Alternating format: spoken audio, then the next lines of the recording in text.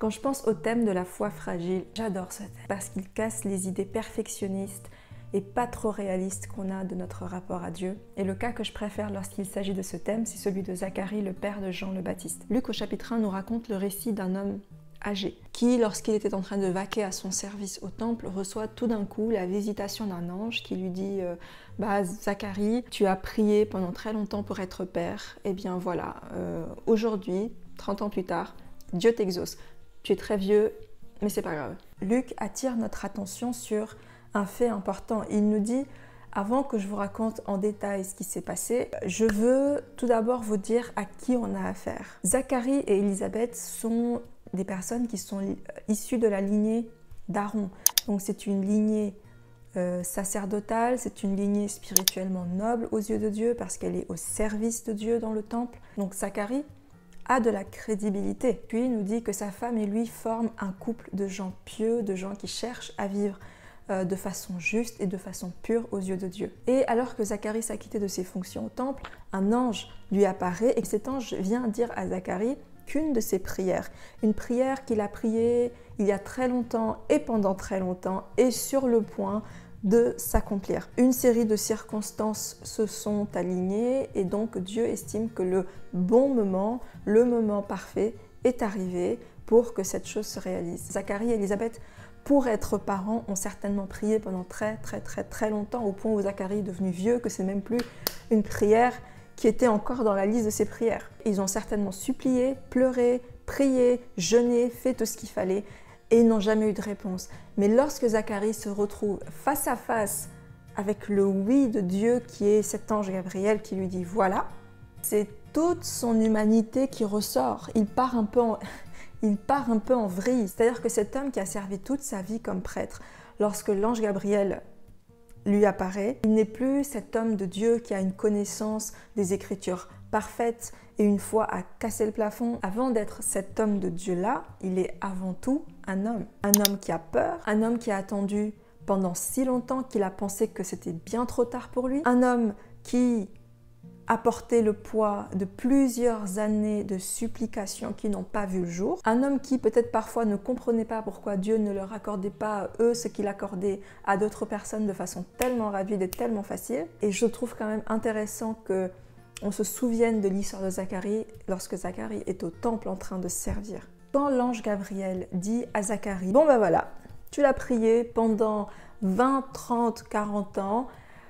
ça y est, tu vas être père, saute de joie. La réponse de Zacharie, c'est « Je suis vieux et ma femme n'est plus très jeune, alors concrètement ça veut dire « Vous êtes sérieux là? Maintenant?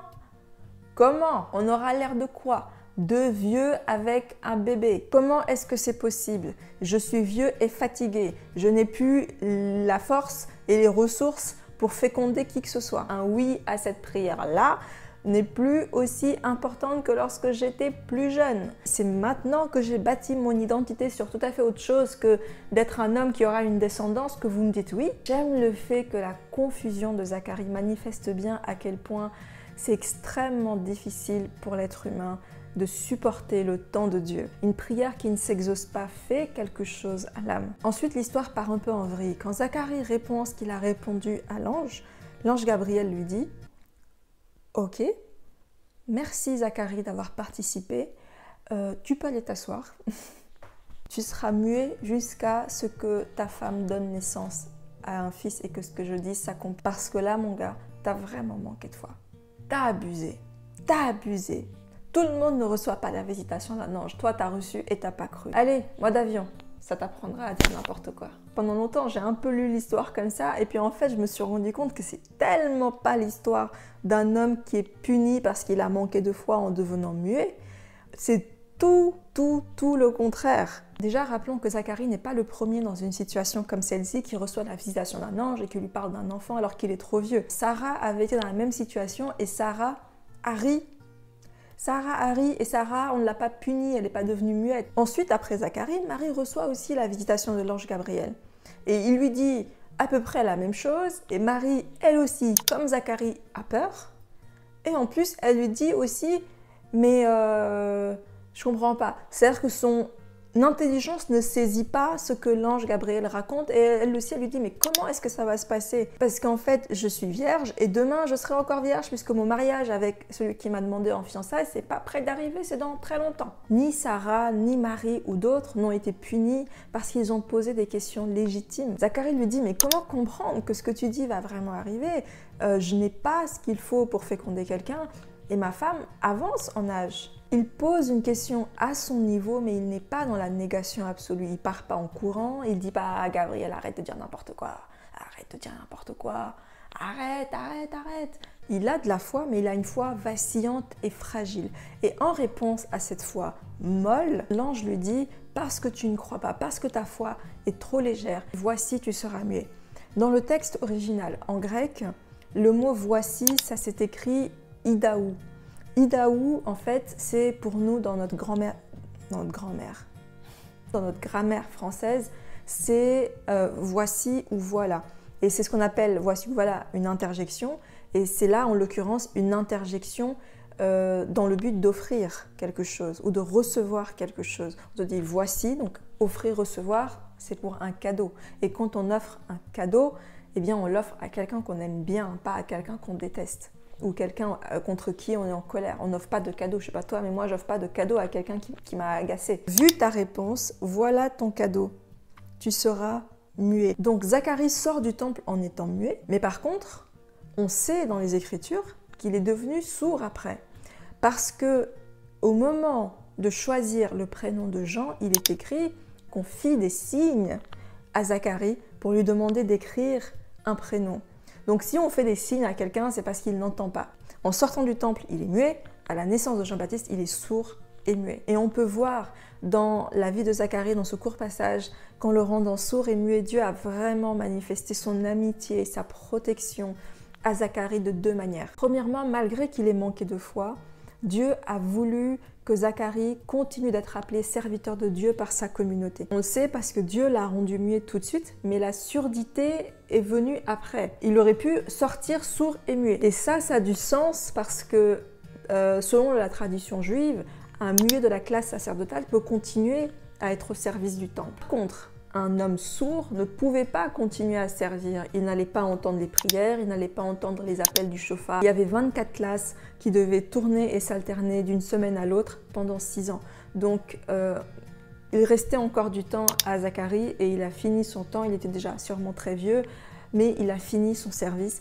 Et ensuite, il est parti. Donc, malgré un moment de faiblesse qui sera gravé pour toujours dans l'histoire, Dieu a quand même permis à Zacharie d'aller au bout de son service. Deuxièmement, le mutisme et la surdité est un cadeau et une faveur de Dieu envers Zacharie. Parce que le fait qu'Élisabeth tombe enceinte dans ce timing-là allait poser énormément de problèmes au couple et à l'enfant à venir. Zacharie, dans sa réponse à l'ange, il lui dit: moi, je suis bien vieux, mais ma femme est avancée en âge, ou du moins elle avance vers l'âge mûr. Il faut savoir qu'en Israël, et à cette époque-là, il pouvait y avoir 15, 20, 30 ans, voire plus, d'écart entre un homme et son épouse. Les jeunes femmes pouvaient être demandées en mariage vers 14-15 ans, et on considérait un homme comme étant un homme à l'âge de 30 ans. D'ailleurs, on sait que c'est à partir de 30 ans que les hommes juifs pouvaient lire le Cantique des Cantiques, qui est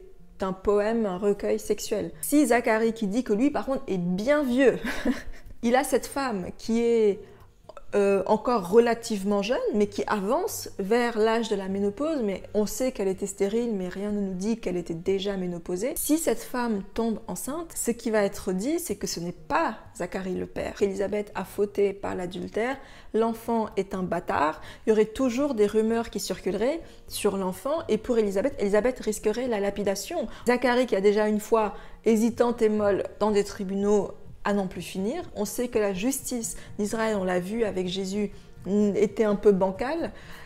Ça aurait pu très mal se finir en fait. Une façon de ne pas en arriver là, eh bien, c'est de rendre Zacharie muet ou sourd et muet. Parce que le Lévitique dit au peuple d'Israël: tu ne maudiras point le sourd et muet. Tu ne maudiras point le sourd et muet. Et ça, c'était hyper pris au sérieux. Il y a encore des superstitions dans certains coins du monde où lorsqu'une femme enceinte rit au sujet d'un sourd et muet, eh bien c'est possible que son enfant soit sourd et muet aussi. On ne dit pas du mal, on ne critique pas, on ne parle pas derrière le dos d'un sourd et muet parce qu'on ne sait pas ce qui peut nous arriver. Ça a protégé Zacharie, ça a protégé Élisabeth d'une lapidation et de l'accusation d'adultère. Et si même certaines personnes ont pu le dire, on le dit tout bas, on essaie de faire en sorte qu'on ne sache pas que nous on l'a dit.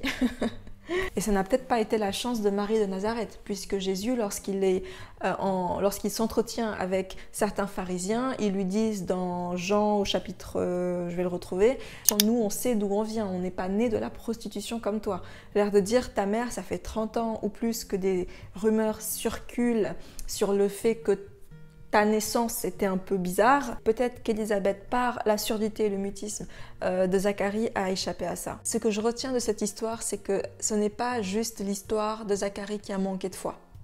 C'est l'histoire d'un couple qui, dans le processus de l'attente d'un désir, a extrêmement souffert. Élisabeth, lorsqu'elle est enfin enceinte, dit « Dieu a ôté mon opprobre ». Ils ont été humiliés, ils ont vécu la honte d'être un couple stérile. Oui, il est écrit qu'ils ont manqué de foi, mais il est aussi écrit qu'ils étaient des personnes en communion avec Dieu.